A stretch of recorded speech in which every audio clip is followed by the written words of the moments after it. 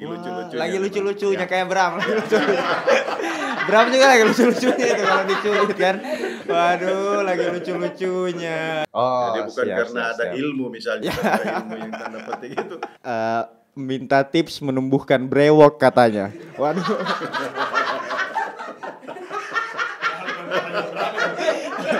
Tahu siapa itu ya? Siapa itu yang bertanya itu? Jurnalis itu merupakan bagian dari darah genetik yang dilahirkan oleh orang tua saya.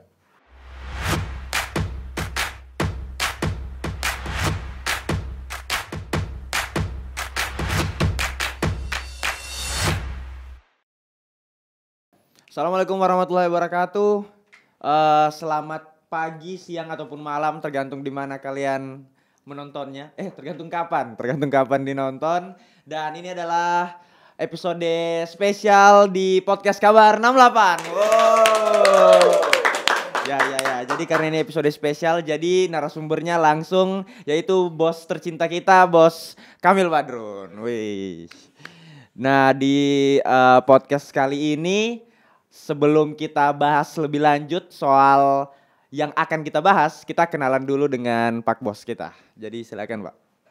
Ya, Assalamualaikum warahmatullahi wabarakatuh. Waalaikumsalam. Salam sehat dan sukses selalu buat semuanya. Saya Kamil Badrun AR yang saat ini tengah menekuni bisnis media. Bisnis media. Siap. Bisnis media itu media berarti fokusnya di bidang media ya, Bos ya? Iya. Di bidang media. Keren. Oke. Jadi media saat ini menjadi pilar keempat sebenarnya. Pilar keempat dalam penyelenggaraan negara kita. Wah. Jadi media dalam hal ini pers selaku fourth state. Jadi penyelenggara negara keempat setelah eksekutif, legislatif, dan yudikatif. Media keempatnya ya, Bos. Media dan berikutnya ada NGO dan yang lainnya. Wah, penting sekali berarti. Berarti kita ini sudah termasuk media yang penting sebenarnya ini. Wah, keren. Jadi sebelum bahas soal media nih, Bos, sebenarnya apa alasannya Bos ini membuat podcast? Podcast ini hadir pertama karena tuntutan zaman. Di era saat ini adalah seiring dengan perkembangan zaman ada perubahan dari media mainstream ke media online dan digital. Oh iya, benar. Oh, jadi podcast menjawab salah satu tantangan itu ya, Bos ya. Benar. Salah satu menjawab tantangan zaman, maka podcast ini harus hadir. Iya. Ada pergeseran dari media mainstream ke media online dan digital. Wah, keren. Sebenarnya waktu pertama kali menyuruh kami ini untuk membuat podcast, Bos, apa harapannya Bos sebenarnya untuk podcast ini? Harapan ini pertama selain menjawab dan memenuhi tuntutan dan tantangan zaman, di sini media ini sangat berperan dalam rangka memberikan edukasi, memberikan pencerahan, menyampaikan saluran aspirasi misalnya dari masyarakat ke pemerintah, ke eksekutor, ke legislator.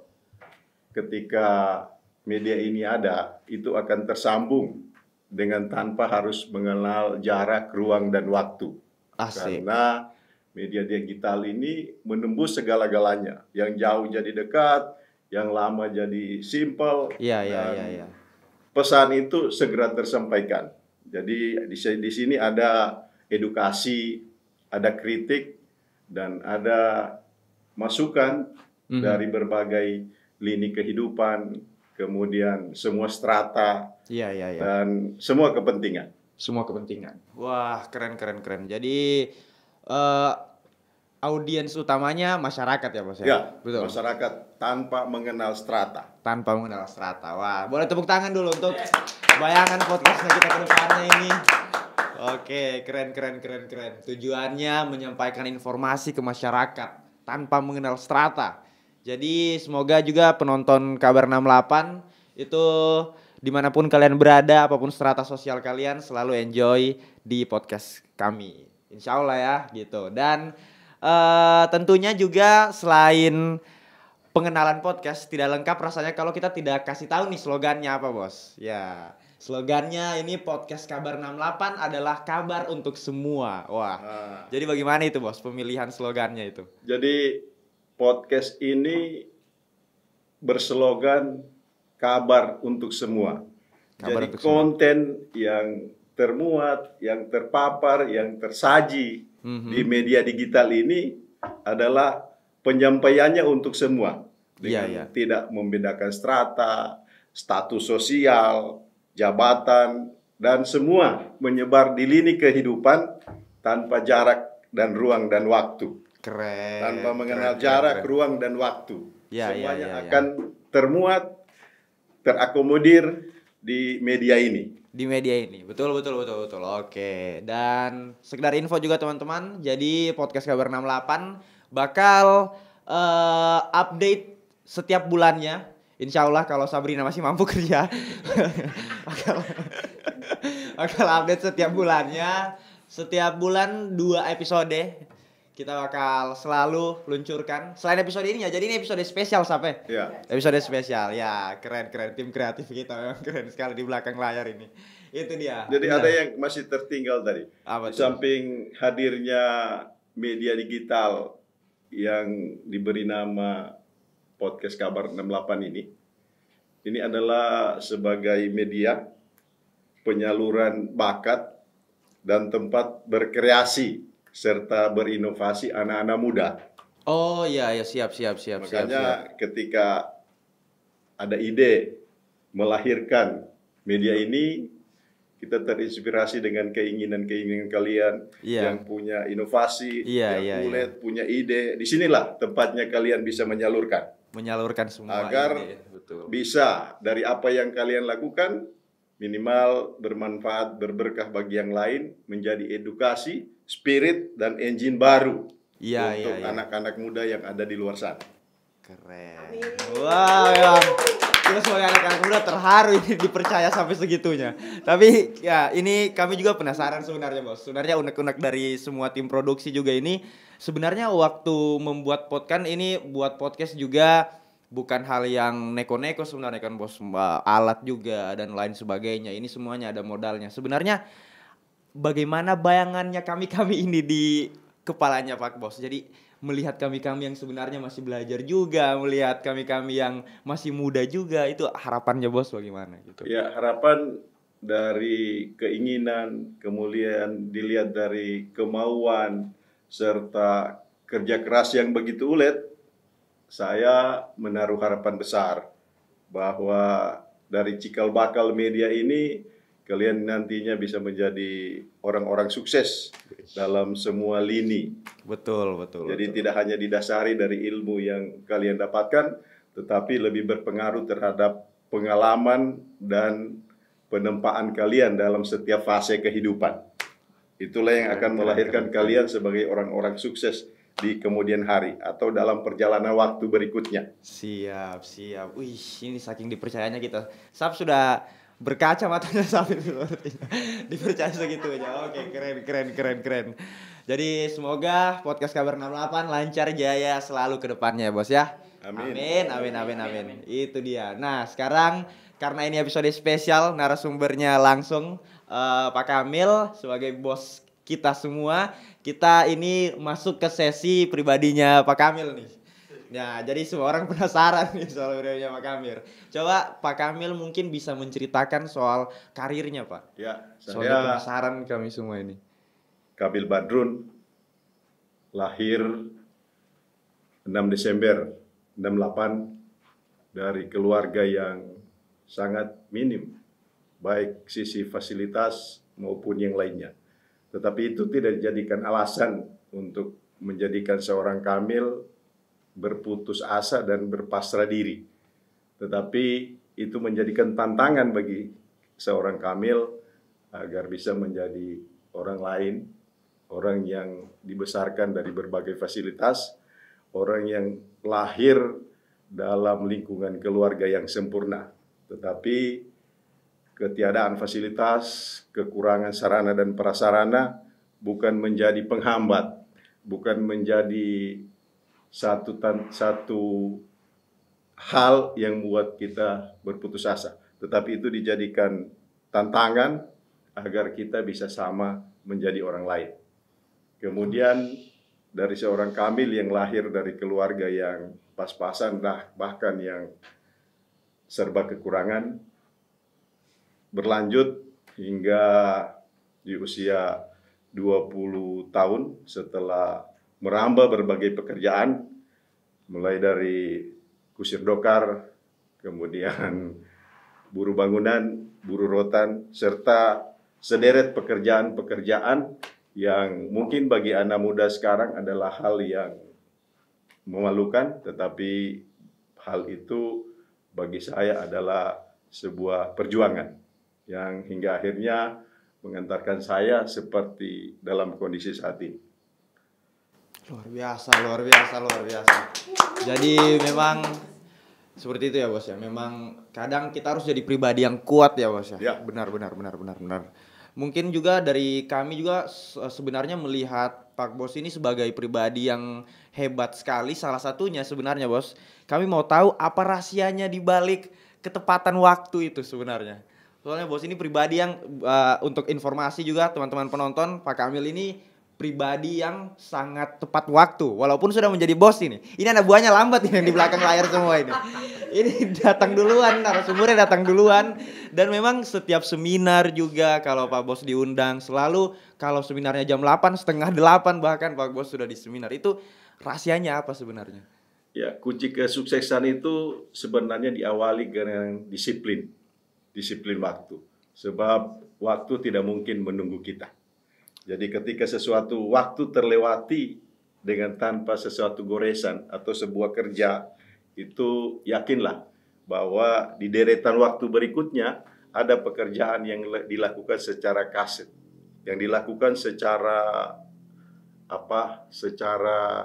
terpaksa karena keterlambatan waktu. Makanya pertama adalah dimulai dengan kedisiplinan. Disiplin itu adalah yang memenuhi poin pertama apabila orang mau sukses. Kemudian selanjutnya itu harus ada kerja keras, kemauan untuk mencapai segala sesuatu. Jangan melihat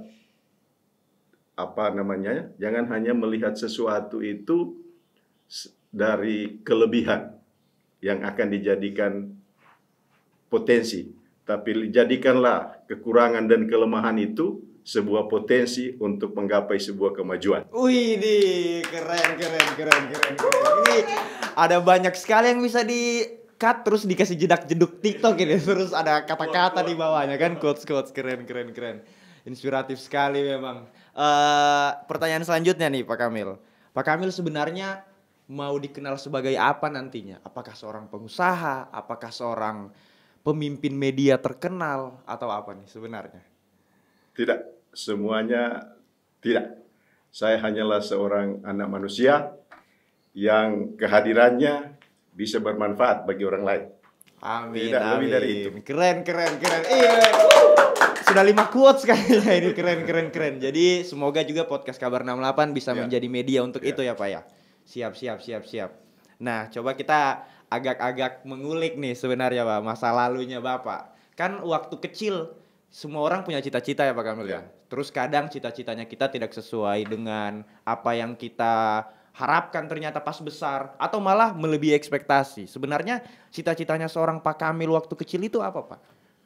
Kemarin saya, karena kerasnya kehidupan, saya dan keluarga itu menginginkan agar saya menempuh satu jalan yang bypass, yang bisa mendapatkan pekerjaan yang mendapat garansi misalnya dari pemerintah. Makanya kemarin saya pernah belajar di sekolah perawat kesehatan. Namun pada akhirnya rupanya garis kehidupan saya tidak di situ. Terpaksa harus banting setir, kemudian menjadi seorang jurnalis.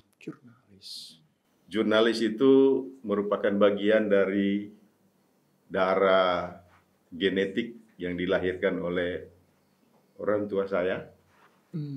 Dari ayah saya, seorang jurnalis senior dan handal yang ada di Sulawesi Tengah. Darah itulah, gen itulah yang mengalir, yang kemudian dipadukan dengan perkembangan zaman. Sebab ketika ayah saya bekerja sebagai jurnalis, mereka hidup di zaman pers perjuangan yang sama sekali tidak menjanjikan kehidupan yang mapan. Bahkan ketika menekuni dan terjun dalam dunia pers ketika itu, semuanya serba kekurangan.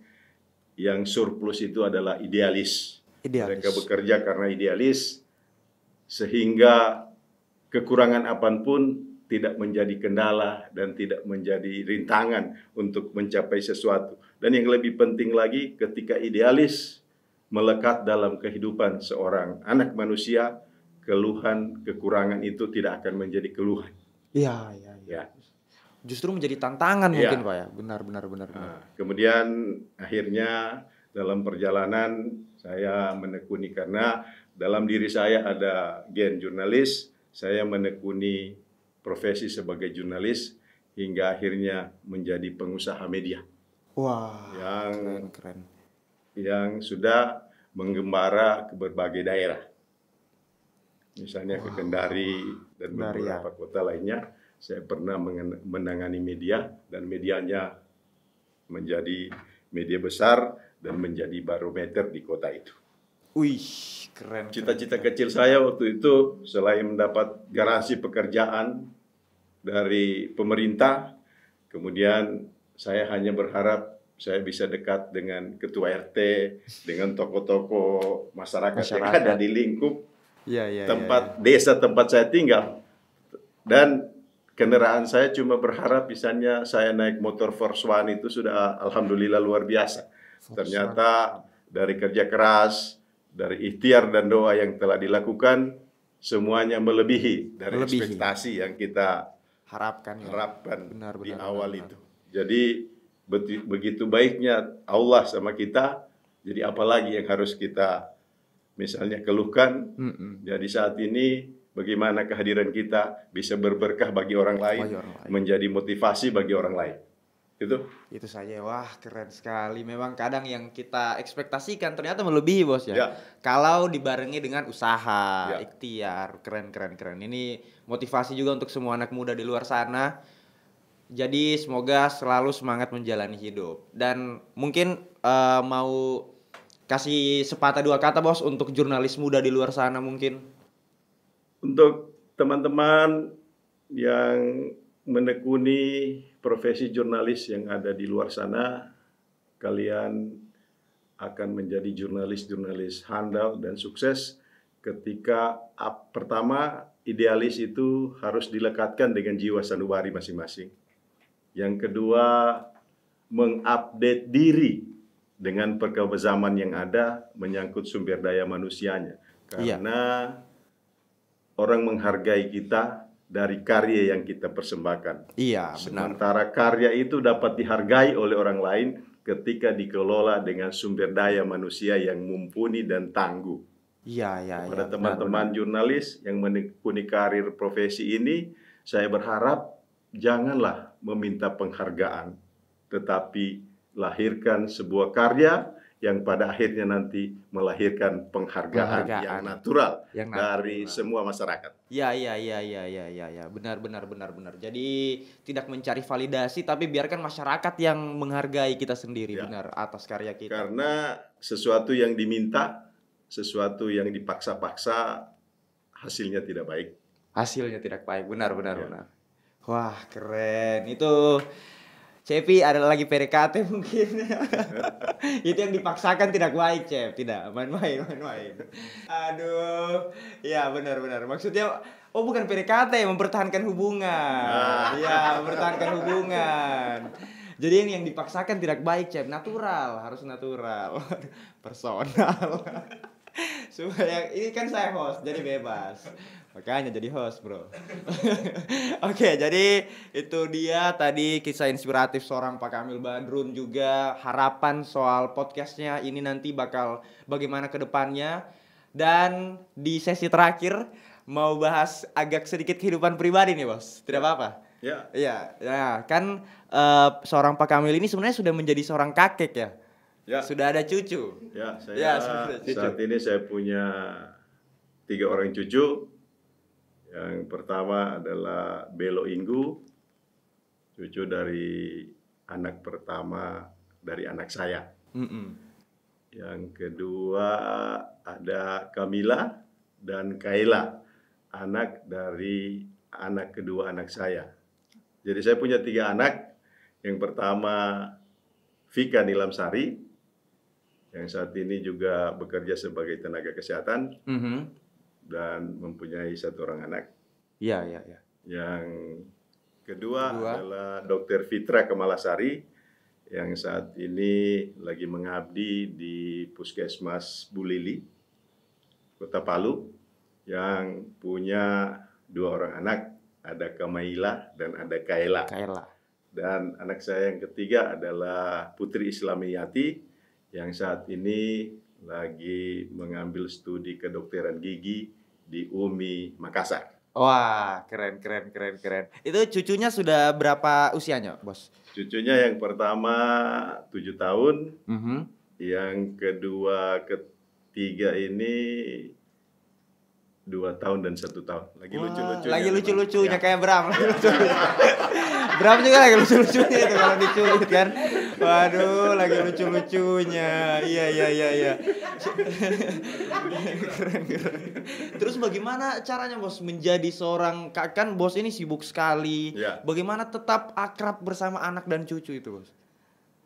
Ya, itu merupakan bagian dari tanggung jawab. Makanya kebersamaan itu harus ada. Jadi dalam kesibukan apapun adanya, harus ada waktu kebersamaan untuk anak dan cucu-cucu yang tercinta. Benar. Meskipun jadi kebersamaan itu tidak diukur dari panjangnya waktu. Misalnya seharian, harus seharian, tapi tidak dalam sehari itu mungkin ada sejam, tetapi yang penting adalah quality time. Ini love language ya, quality time. Keren. Kualitas kebersamaan itu yang diinginkan, bukan kuantitas. Bukan kuantitasnya. Ya. Benar. Waduh, ini kalau Kaila nonton dia pasti menangis ini. Keren. Walaupun dia belum tahu apa yang bilang ya. Tidak apa-apa, masih lucu-lucunya. Oke, kalau gitu itu dia sesi pertanyaan sama Bos. Keren. Kita masuk ke sesi yang lebih seru sebenarnya ini. Jadi kita punya games, yaitu belum ada namanya sebenarnya. Intinya ini games untuk pertanyaan titipan. Nanti ke depan-depannya pertanyaan titipan ini bakal dari followersnya Kabar 68 di Instagram dan di Facebook juga. Tapi karena sekarang episode spesial dan bersama Pak Bos Kamil Badrun, jadi langsung pertanyaannya dari tim produksi. Itu dia. Ada 1, 2, 3, 4. Ada 5 pertanyaan. Ya, kalau gitu siapa yang mau masuk kamera ini? Mau kasih masuk. Itu dia Cepi. Tadi saya bilang Cepi, yang ini orangnya Cepi. Host. Langsung Pak Kamil. Langsung Pak Kamil. Ya. 3 pertanyaan ya. 1 yang pertama. 1 dulu ya. 1 dulu. Nanti langsung Pak Bos baca. Apa bacanya itu? Oh, kata-kata motivasi buat anak muda. Widih. Silakan, Bos, kata-kata motivasi buat anak muda. Iya, kepada anak-anak muda dimanapun Anda berada, bahwa jadilah figur yang tidak pernah meminta pekerjaan kepada orang lain, tetapi menghadirkan pekerjaan kepada yang lainnya. Olehnya, Anda diharuskan bekerja keras untuk menyiapkan kompetensi dan kemampuan agar persoalan yang ada di luar sana menjadi peluang untuk Anda menjadi seorang yang sukses. Siap. Oke, pertanyaan kedua. Masih tersisa 4 pertanyaan. Tadi bukan pertanyaan kayaknya. Iya sih. Tidak apa-apa. Iya, oke. Boleh. Nah gitu. Saya deg-degan sebenarnya, tapi tidak ditahu siapa ini yang bertanya. Tidak ketahuan. Coba apa ini? Kenapa bos identik dengan baju warna hitam? Ya, kenapa? Ini yang rame ini. Karena di luar sana ada teman-teman saya juga mengatakan bahwa saya ini punya ilmu. Aduh. Punya ilmu tanda petik ya. Ya. Jadi pernah salah seorang teman saya, Pak Polisi, tanya. Dia bilang, "Mas, kok sampean ireng-ireng," katanya, hitam-hitam. Oh, hitam. Nah, berarti sampean ini ada ilmu ya? Jadi saya jelaskan, saya pakai yang hitam-hitam ini, pertama dengan warna hitam kelihatannya ada perasaan yang warna hitam ini kelihatannya matching dengan perasaan saya. Oh, ya. Vibes-nya matching. Ya, Keren. matching dengan perasaan saya. Ya. Jadi kelihatannya sejalan dengan perasaan saya. Ketika saya menggunakan baju warna yang lain misalnya, kayak ada yang kurang, kayak ada yang tidak komplit. Iya, sudah melekat ya berarti Bos ya. Benar. Ketika harus menjawab pertanyaan mengapa serba hitam, ya itu menyenangkan perasaan saya. Oh, jadi bukan karena ada ilmu misalnya, ada ilmu yang tanda petik itu, karena warna hitam itu adalah warna favorit saya. Ya. Menyenangkan perasaan saya. Ya, betul. Waduh. Bukan karena gara-gara ada ilmu. Keren. Oke. Pertanyaan terakhir. Waduh, kalau ada ilmu tadi harusnya belajar sudah kita ini. Ternyata tidak. Hampir saya belajar. Aduh, apa itu?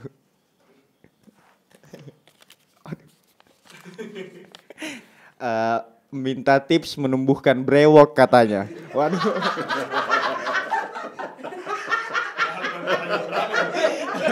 Tahu siapa itu ya? Siapa itu yang bertanya itu?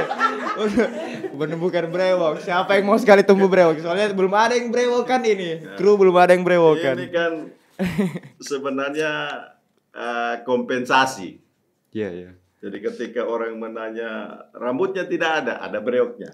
Nah, jadi saya punya cucu kadang bilang, "Opa tidak ada rambut, tapi ada janggotnya." Itu salah satu kebanggaan saya juga. Ketika orang persoalkan rambut tidak ada, tetapi saya ada brewok.